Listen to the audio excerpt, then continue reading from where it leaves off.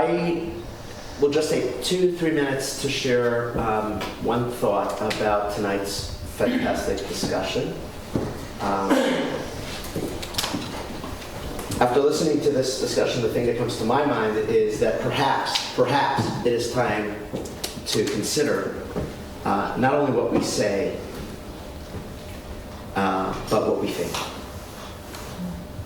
And perhaps if we can change the way we think, the discourse will change. And I say that because I think in a culture that is canceling what other people have to say, what ultimately happens is we go back to the places where we can say the things we want to say. And we don't have an honest discourse in the public arena or in the spaces outside of our own personal domains. But the underlying problem doesn't really go away, because we still think one way and perhaps speak another way. And that doesn't solve the real core issues that we're dealing with. And so I think society at large has to think much deeper about those aspects and elements of our biases and our discriminatory, perhaps, convictions that we were either born with, brought up with, exposed to, think about, and the extent to which we're changing those things. Otherwise, there's going to be two conversations in this country. One is going to be in an open room, the other is going to be in our homes and in our bedrooms. And to some extent, not everything you think, you say, and not everything you say at home do you say in the public space. But we must start thinking deeper about the way we think and the way we feel about others. And perhaps that will change. And that's a much bigger project. But it's a project that has to start. And it starts actually by talking to one another, as Jamie mentioned, and as Thane spoke about tonight. So if we're thinking one thing and we want to perhaps perfect it or consider another perspective, we should think deeper, and then we should engage in a dialogue. So on that note, I just want to open up a page of Talmud, which is 2,000 pages of 5th century, essentially collection of dissenting opinions. It's one big conversation among the Jewish rabbis. And argument after argument after argument for thousands of pages is essentially what the Talmud is. And stories, notorious stories about our ancestors. The good, the bad, just about everything.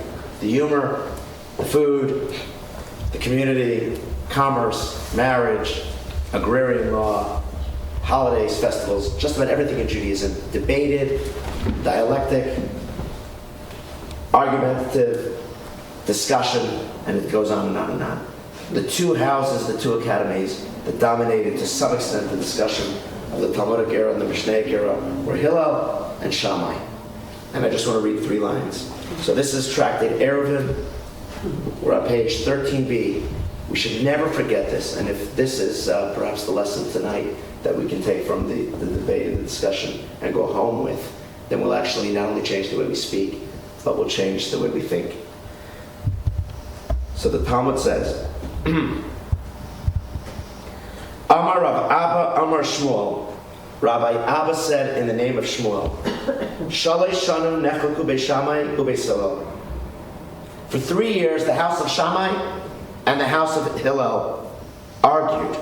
Halalu Aimrim Halacha Kumaisenu. One house said, the law is like us. V'halalu Aimrim, and the other academy said, Halacha Kumaisenu. The law is like us. Yatsa Baska, a heavenly voice came out. Va'amra, and said, Elu ve'elu, divrei Elokim Chayim. Both the house of Shammai and the house of Hillel are divrei Elokim Chayim, are the words of the everlasting God.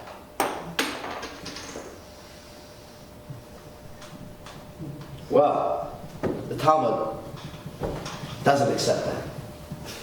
How could there be one argument for guilty and one argument for innocent, both be not just true, but the everlasting Word of God, the ultimate truth?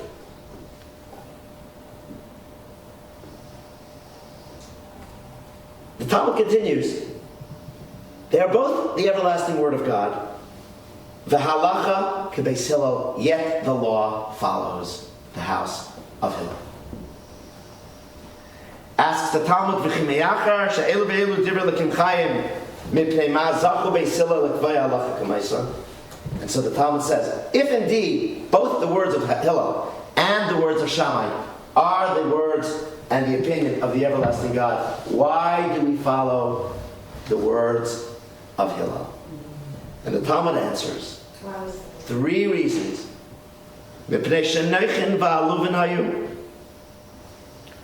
Because they were pleasant and they submitted to listening and engaging with their opponent.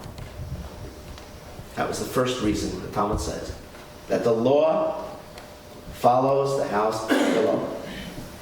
Almost unconditionally, there are a few exceptions in the Talmud. Because they were pleasant and aluvin, they submitted to listening to their opponent. V'shaymin divreihem v'divrei Beis Shammai. And whenever they spoke, they said their opinion and they said the opinion of their opponent. V'layah, and here's the crunch. Not only were they pleasant in their engagement in the discourse, not only did they quote their opponent, ela shemakdimin divrei Beis Shammai l'divreihem, but when they quoted their opponent, they always mentioned them first.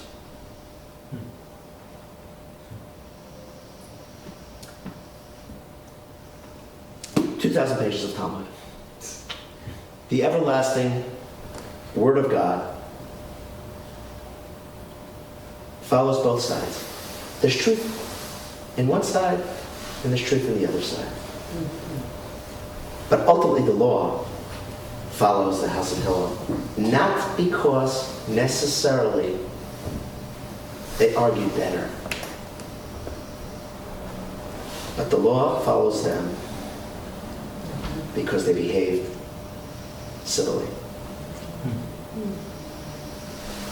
And to the extent that we continue this fascinating discussion tonight civilly, accepting our opponent and putting our opponent first, is the extent to which we have a better society.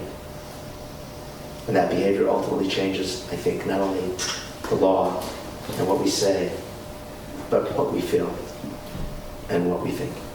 So with that, I will just once again thank you so much, everybody, for being here, and open it up to questions. Sure.